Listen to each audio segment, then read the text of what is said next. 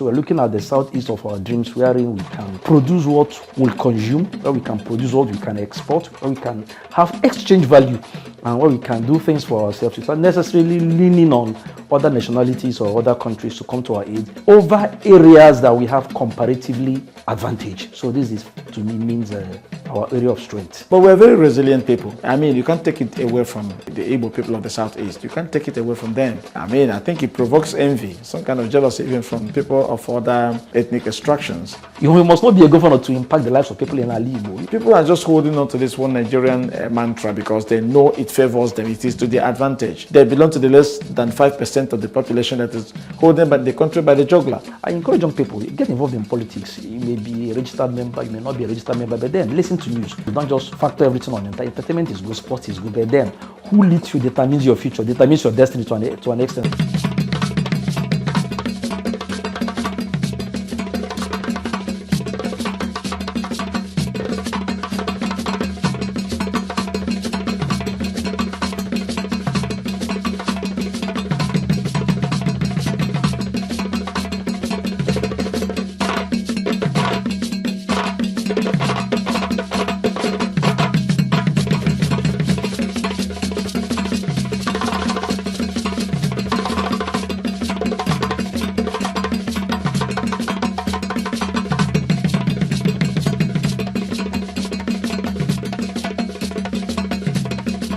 An economically viable Southeast Nigeria refers to a region where economic activities are sustainable, diversified, and capable of providing high standard of living for its population. It means the region can generate wealth, create jobs, attract investments, and sustain growth with minimal dependence on external aid or remittances. It envisions a region where innovation, industry, and inclusive growth thrive. It is a future where the 5 states, Abia, Anambra, Ebonyi, Enugu, and Imo, harness their unique strengths to build a self-sustaining economy rooted in productivity, resilience, and regional integration. Now, to understand this better, we hit the streets to have a feel of what it means to have an economically viable Southeast.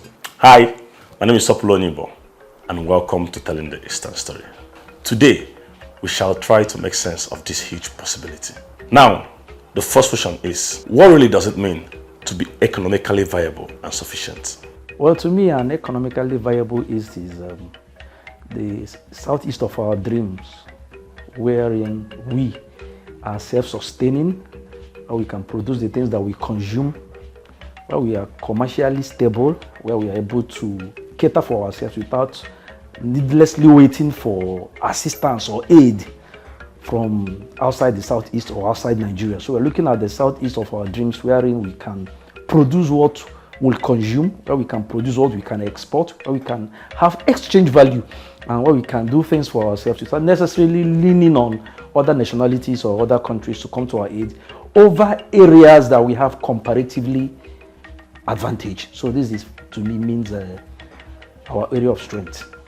An economically viable region, not just the southeast, any economically viable region is a region where the people of that region, inhabitants of that region, decide to take their destiny in their own hands, pick up the gauntlets and see what they can do for themselves.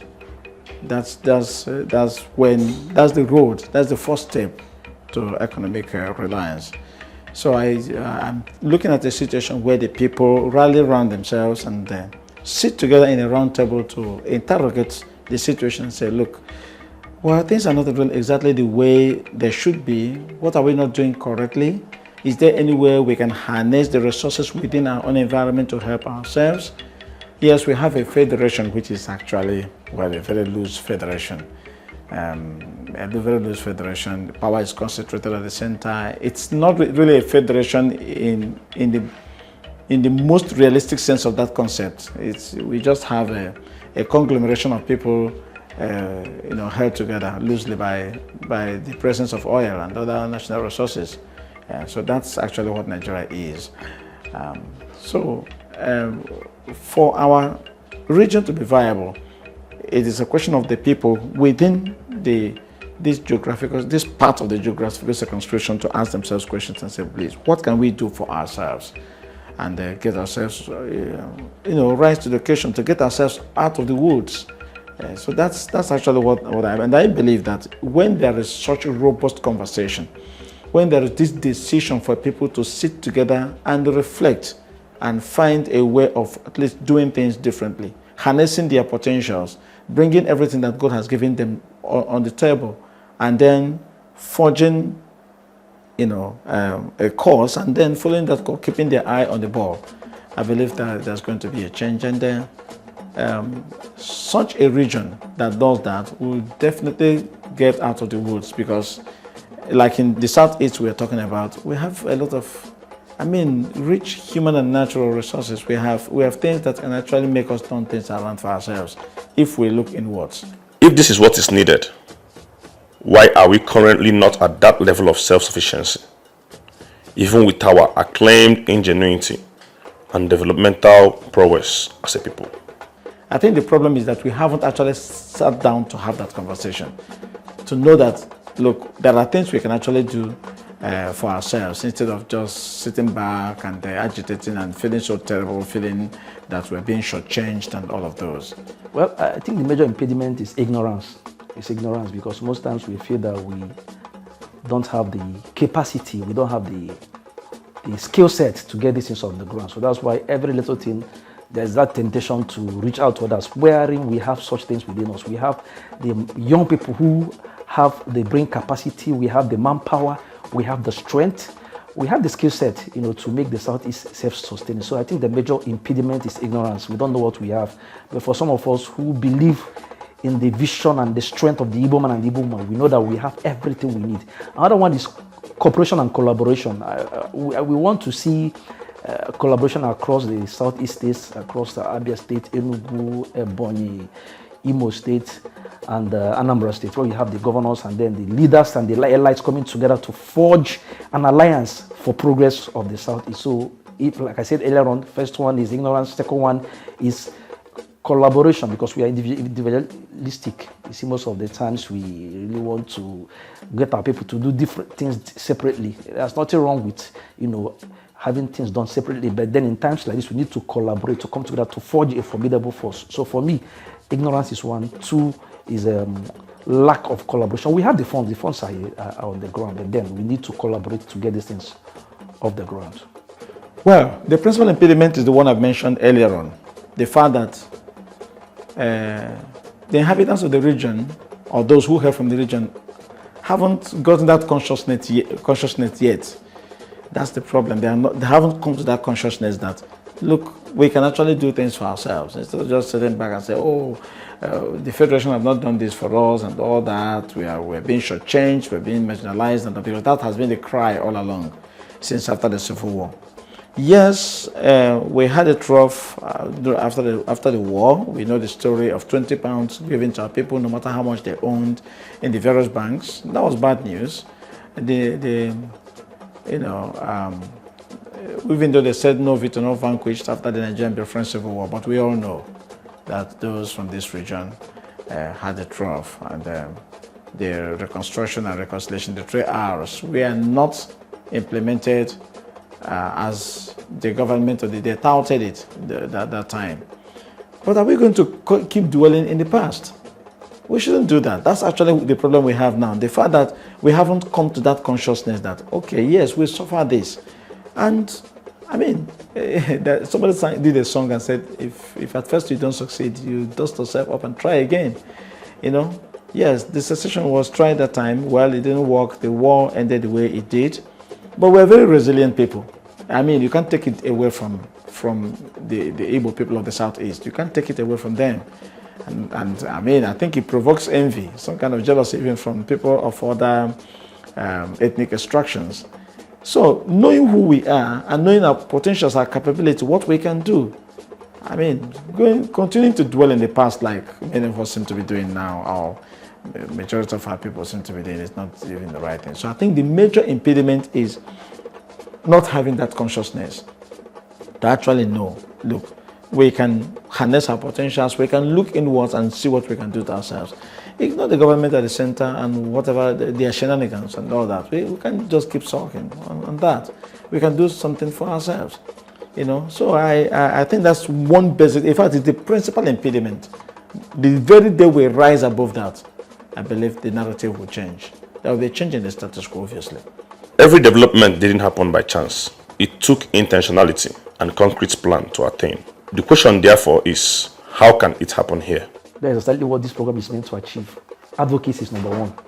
We need to conscientize the young people of the Southeast. From the young people, then we can go to our papas and mamas, but then young people first, because young people are the force. They are the future of Igbo. So advocacy is number one. That's exactly what we are doing now. We advocate, we talk to people, we conscientize people, you educate people. Education is not just what you get in the classroom. It's what we are trying to do now to get people involved and informed and to be part of this, knowing that we have a future here as Igbo. We must not be in a bid to run away from Igbo. There's a lot we can achieve as Igbos, but we need to be educated on how to do it. Like I said earlier on, then we need to strategize as to how to collaborate with each other. Whether you be an Anambra man, a Bonye man, an Imo man, whoever you are, we can work together because we have the skill sets. We are tech driven. We are a lot of young people who are tech savvy, or people who are into agropreneurship and law, economic, business, commercials. So we have the skill set, we have the nerve, we have the strength, and we have the finance to do it. So what we're trying to do is to try to get people to work together in Igbo so that we can get these things done. We have to collaborate. We have to learn how to collaborate so that we can get these things done. The conversation we're having presently is one of it. Getting our people to know that it's high time we stood up, dust ourselves, and then get all hands on deck and see what we can do. And then get people who are looking outside to begin to think of investing in the Southeast. The unfortunate thing, I feel so terrible. Yeah, well, Igbos are so egalitarian, and in fact, when we talk about nationalism, Igbos are more nationalists than the rest of the ethnic nationalities that make up Nigeria. Yes, Igbos blossom wherever they are planted. They go to anywhere, they establish themselves and all that. But I think it's high time. If you're talking about being shortchanged, being marginalized, you're not, treated, you're treated like a second-class citizen and all of those. That is the more reason why you should begin to look inwards. There is a people that are already doing that well, a little bit of it, and I'm impressed. The people from the Nnewi area, all the business magnates from that area who have industries and all that, try to get their headquarters in the Nnewi, and I feel good about it. When I think of it, I feel good. The innocence of this world and the rest of the Louis Carter for this world and many of them. So it's so nice to know that at least people are thinking home. But there are still the overwhelming percentage of our people are not really, yet thinking in that direction. That is why sometimes you hear some people say, well, Lagos doesn't belong to the Igbos, they should go, and all of that. There have been threats, such threats repeatedly. And you are in someone's home, like we keep saying, what Nigeria, which many people have kept out and right from the time of our leaders in the First Republic, isn't actually something realistic. Even some people saying it know actually the truth. We are speaking with our tongue on our cheek from the two sides of our mouth because they know this thing is not being real. It's not realistic. People are just holding on to this one Nigerian mantra because they know it favors them. It is to their advantage. They belong to the less than 5% of the population that is holding the country by the jugular. So that is why they will continue to push that narrative, even when they know that this is not working. And they're not even lifting a finger to work towards it, including those who are holding the reins of the power at the moment. So that's the truth. We have to tell ourselves the truth. There's no need, we call a spade by its name. So it's very clear it's not working. Then you have to think of what to do for yourself. So I will call on our brothers and sisters who, are thinking outside to begin thinking home. Yes. What is wrong in bringing that business or a good chunk of that business you've taken to other parts of the country to any of the 5 Southeast states? What is wrong with that? By the time you start doing that, people will start, if Innocent did not do what he did, would he have known that he can assemble his cars even in Nnewi and still, you know, get clients and get patronage? You can never say never. You can't just sit back and say something will not work when you haven't tried. I think the problem that many of us have is actually, you know, having that courage to even try.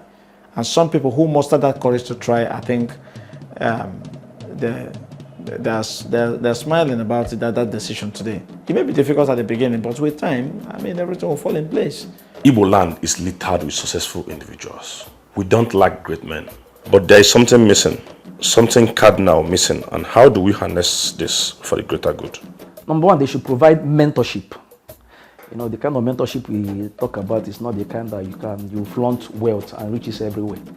For example, what is ongoing in Enugu, the tech festival. We can have stuff like that where we have the elites, you know, funding some of these trainings, workshops, summits, because we need to have lots of summits where we gather young people of Igbo descent in Ali Igbo, bring young people together to educate them, have summits. Two, we also have to invest in our young people. We are calling upon our well-to-do, eminent, rich, opulent, and progressive Igbo sons and daughters who are high up there to fund some of these inventions. I know a lot of Igbos are into inventions. Some of young people are into, you know, creative processes, inventions. So the challenge that we're having is that most of these creations and nobody is funding them, nobody is sponsoring them. So we need sponsorship for some of these. Some people are producing, you know, sort of machines that can process cassava, machines that can do a lot of things. Some are even into automobile production of spare parts. But then who is there to fund all these things? So we need funding for our young people, and then we need collaboration with the elites and then the ruling class and the rich and opulent people in the Southeast. So they need to fund this. They also need to educate Igbos, you know, gather young people together, educate them, do seminars and summits to educate them, and then fund the activities, all these creative activities in Ali Igbo. Yeah, exactly the point I was making a moment ago. These people who have been blessed, who have been so endowed, been blessed by God, who have their businesses, the mainstay of their businesses elsewhere, should begin to think home. You know, yes. If things are not, you know, we've been talking about insecurity and all of that in the Southeast. They can also rise to the occasion. I'm sure that if they pull resources together, if they put heads together, they can put a stop to this because they have the means. They have the means. Yeah, instead of just running away from their homes. Because the situation now is that a good number of these people have run to Lagos, have run to those other places they stay, or they have the mainstay of their businesses and have not even come home for a very long time because they want to save their skin. They are afraid for their lives. But for how long are you going to run away from your home? Your home has become a desert of a place, been so completely deserted, you know, because of you know, security threats and all that. And then rather than coming to fight it, which is what our people have been known for decades, for years, then we decide to chicken out and then run into our cocoons with our tail in between our legs in another man's land. I mean, that's not the right thing to do. That's not the right thing to do. So we need to keep pushing this narrative and then having some engagements with them, constructive engagement, telling them, look, this is not the right way to go. You need to start thinking when we can put heads together and see how we can put a stop to this problem we are having. The problem is of insecurity that's making you run away. Something can be done about it. You have the means. You have what it takes. Honestly, I'm so convinced that if some of our people, notable people in the Southeast who are endowed economically, who are connected in one way or the other politically, if they rally around and speak with one voice, I mean, the problems we are having now can be contained. They will not continue. But I see that lack of will, you know, that's the will to actually rise to the occasion. I think that's what I'm seeing here. Politics and governance is everything. It controls lives, determines the trajectory and pace of development. And of course, it is central to our drive. What should be that approach to it for us? Oh, well, yes, very important question. Nigeria, as it is presently structured, is flawed in a way. There's this so much concentration of power at the center. And it's making our federation look funny because the federating units are just like They're just at the mercy of the very strong man at the center. So I think what we should be doing now is to think of our respective domains. Yeah, whatever is happening at the center may be happening. I'm not saying that things shouldn't get right at the center. If we have the opportunity of getting it right at the center, perfect, because everybody will be happy for it. But in the meantime, in the interim, we should be concerned about what is happening in our respective domains.